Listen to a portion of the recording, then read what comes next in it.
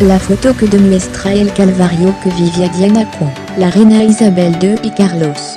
Si pensaban que los primeros años de Diana pensaient que la familia real era en color de rosa, puis se equivocant, vivía en infierno con elo.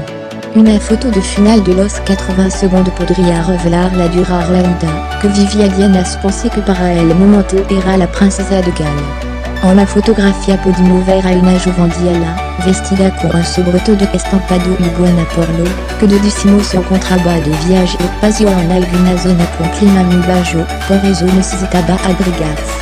Asimismo la acompañó él, que era su esposo para el momento y su suegra, la reina. Se puede apreciar además un gesto que podría tener más información de lo que crimo, puis se puede ver a simple vista, la incomodidad de Diana al estar acompañada por él. Se nota además que la mirada de Diana era inconformidad, como si el uno la dejaron ser decir algo, cosa que concuerda un poco con la versión, que aseguró que Diana era humillada y obligada a seguir reglas absurdas. Con el paso de los años Diana terminaría divorciando de Carlos, a pesar de tener un hijo en común. En 1997, cuando empezaba Carlos y su vida, murió trágicamente en un accidente de tránsito en París, a causa del exceso de velocidad por ser perseguida por paparazzi, que para la época estaban obsesionados con ella. Diana Frances pensé solía caminar por el pueblo de Sandringham, en el que había nacido, para evadirse del tormento que se vivía puerta adentro en la magnífica residencia familiar de 6.000 hectáreas. Su padre, John Spencer, VLLL Conde Spencer, solía ser violento con su madre, France Ruth Birkeroche, hija del Elvé Baron de Ferland. La cuna noble y aristocrática no la podía, que el matrimonio se enfrenta violentamente y utilizará un lenguaje, se en medio de los gritos y el llanto de su hijo como espectador agobiado por el drama familiar. La joven Diana recorría el rondo, a pie y a caballo, los caminos rurales de su tierra. La escasa población del lugar hacía que, casi siempre, no se topa con la di, lo cual le permitía divulgar son libertad. La pradera y los animales eran únicos testigos silenciosos de su lágrima. En ese recorrido angustiado, Diana rondaba el perímetro de Sandringham, la casa de campo de la familia real británica de 32 km² de terreno. La tercera, de los cuatro de los Spencer, divisada a lo largo del castillo imaginaba que, a pesar de los leyes y privilegios, esa vida era un nudo de esclavitud. Se retía a sí misma, que sería libre, que jamás se sometería a los designios de nadie, para no sufrir como su madre. Y que su imagen del matrimonio era ciertamente disfuncional. El modelo no era el mejor. Con todo, el amor reprimía su sueño de mujer e imaginaba a un hombre amoroso, que la acompaña en su ilusión de la maternidad y de formar una familia muy diferente, a la que construiront su progenitor. Paradójicamente, fantasiaba con alguien que trabaja en el Estado. Algo en común, los Spencer tenían vínculo con la familia real. En noviembre de 1977, elle redrewa el trono del Reino Unido. Carlos Felipe Arturo George Windsor, hijo mayor de la reina Isabel LL y del príncipe Felipe, duque de Edimburgo, visitó la casa de los Spencer acompañado de su perro labrador. La apacible jornada en el campo encontró a todo conversando animadamente. El joven, de 29 años recién cumplido, se dejaba cortejar por Sarah, una de la hermana. Sin embargo, su mirada estaba centrada en la chica de los Spencer, Diana, de tan solo 6 años, con algunos kilos de más, sin demasiado cuidado en su vestimenta y siempre con su cara sin maquillar. Cuando Carlos cumplió los 30 años, invitó a su fiesta a Sarah, pero le pidió que fuese acompañado por su hermana. A Sarah no le cayó del todo bien el convite compartido imaginando la intención del muchacho. Luego de aquella velada, Diana y Carlos coincidieron en un evento social. Ella era una adolescente virginal, que nada quería saber con él. Quería ser maestra, jardinera de Lilo a la mar, que siempre sintió por los niños. Por otra parte, su espíritu independiente, la llevó a conducir simples de chica. No era de la joven, que esperaba manutención de su padre luego de su marido. La reunión comenzó sus días. Carlos visitaba frecuentemente a los Spencer. De a poco, Fu cortejando e Diana con palabra de afecto el signo de un intérêt especial entre la liaison de Sarah. Los padres de la chica veían con agrado esta insinuación, era el yerno perfecto, que manejaba muy bien su palabra y se ajustaba a la sobriedad de su clase de la idiosincrasia inglesa. Finalement, aquella insinuación algo jutola de Carlos hacia Diana fue un tomando esposura y seriedad. El destino quiso lo suyo, él fue todo lo galante que espera una mujer de la de celui-ci. Diana y Carlos comenzaron su noviazgo, a puerta cerrada y bajo la dinámica que un determinado conditionnement social y político. Así fue que, tal como marca la discussion rural, la pareja, al comienzo, no se mostraba en público. Pero los paparazzi rápidamente iniciaron la guardia con la intención de retratarlo en jeté.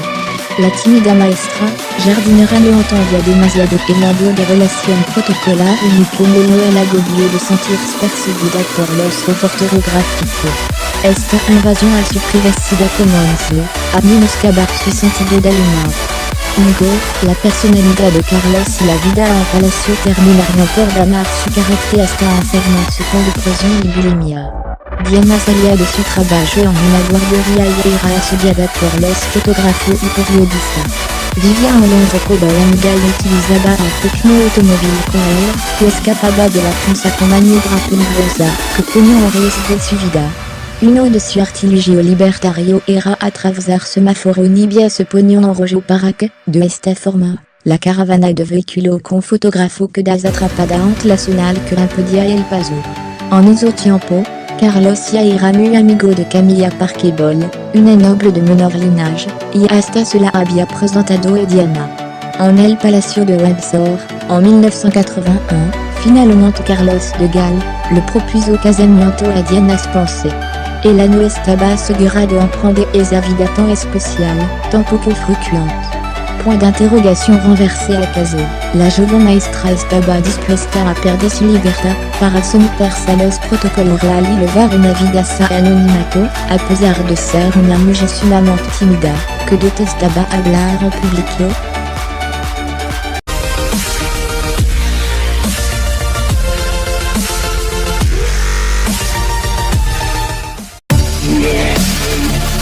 La photo que demuestra el calvario que vivía Diana con la reina Isabel II y Carlos. Si pensaban que los primeros años de Diana Spence con la familia real eran color de rosa, pues se equivocan, vivía en infierno con ello. Una foto de final de los 80 segundos podría revelar la dura realidad que vivía Diana Spence, que para el momento era la princesa de Gales. En la fotografía podemos ver a una joven Diana, vestida con un sobretodo estampado y buena porno, que de décimo se encontraba de viaje espacio en alguna zona con clima muy bajo, por eso necesitaba abrigarse. Asimismo la acompañó él, que era su esposo para el momento y su suegra, la reina. Se puede apreciar además un gesto que podría tener más información de lo que crimo, puis se puede ver a simple vista la incomodidad de Diana al estar acompañada por él. Se nota además que la mirada de Diana era inconformida, como si el uno la dejaron ser decir algo, cosa que concuerda un poco con la versión, que aseguran que Diana era humillada y obligada a seguir reglas absurdas. Con el paso de los años Diana terminaría divorciando de Carlos, a pesar de tener un hijo en común. En 1997 cuando empezaba a darse su vida en la de celui-ci. Diana y Carlos comenzaron su noviazgo, a puerta cerrada y bajo la dinámica que un determinado conditionnement social y político. Así fue que, tal como marca la discussion rural, la pareja, al comienzo, no se mostraba en público. Pero los paparazzi rápidamente iniciaron la guardia con la intención de retratarlo en jeté. La tímida maestra, jardinera no entendía demasiado el de relación protocolar y como el agobio de sentirse perseguida por los reporteros gráficos.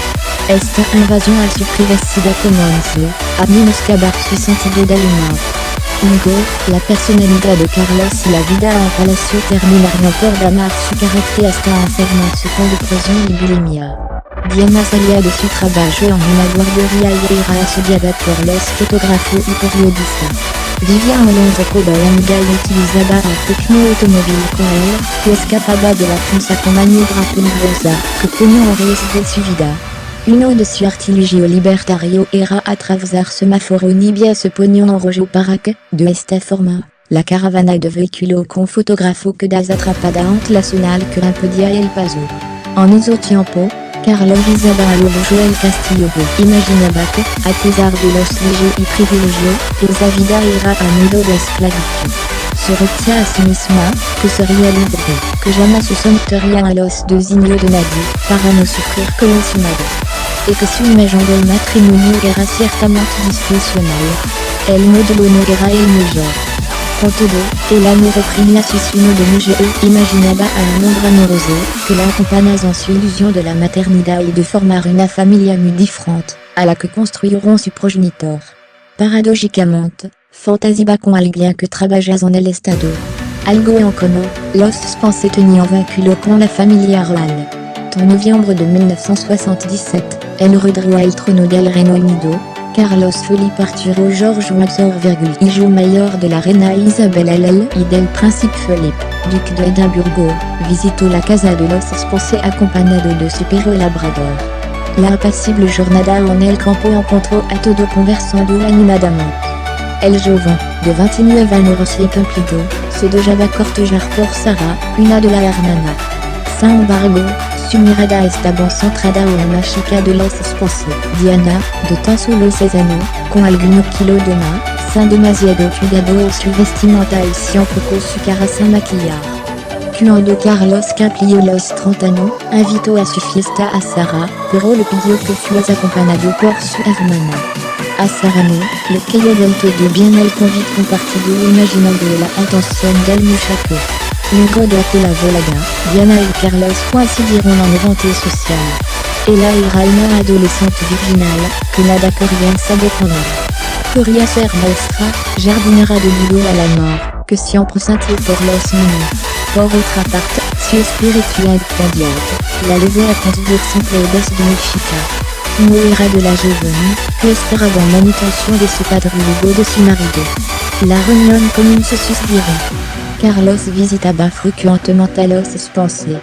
De a poco, fut cortejando a Diana con palabras de afecto y signo de un interés especial entre la disazón de Sarah. Los padres de la chica veían con agrado esta insinuación. Era el yerno perfecto, que manejaba muy bien su palabra y se ajustaba a la sobriedad de su clase de la idiosincrasia inglesa. Finalmente, aquella insinuación algo jutona de Carlos hacia Diana fut retomando espesura y seriedad. El destino quiso lo suyo, él fue todo lo galante que espera una ama, murió trágicamente en un accidente de tránsito en París, a causa del exceso de velocidad por ser perseguida por paparazzi, que para la época estaban obsesionados con ella. Diana Frances Spencer solía caminar por el pueblo de Sandringham, en el que había nacido, para evadirse del tormento, que se vivía puerta adentro en la magnífica residencia familiar de 6.000 hectáreas. Su padre, John Spencer, VLLL Conde Spencer, solía ser violento con su madre, France Ruth Birkeroche, hija del élevé barón de Ferrières. La cuna noble y aristocrática no impedía que el matrimonio se enfrenta violentamente y utilizara un lenguaje, se en medio de los gritos y el llanto de su hijo como espectador agobiado por el drama familiar. La joven Diana recorría el rondo, a pie y a caballo, los caminos rurales de su tierra. La escasa población del lugar hacía que, casi siempre, no se topa con nadie, lo cual le permitía desahogar su libertad. La pradera y los animales eran únicos testigos silenciosos de su lágrima. En ese recorrido angustiado, Diana rondaba el perímetro de Sandringham, la casa de campo de la familia real británica de 32 km² de terreno. La tercera, de los 4 hijos de los Spencer,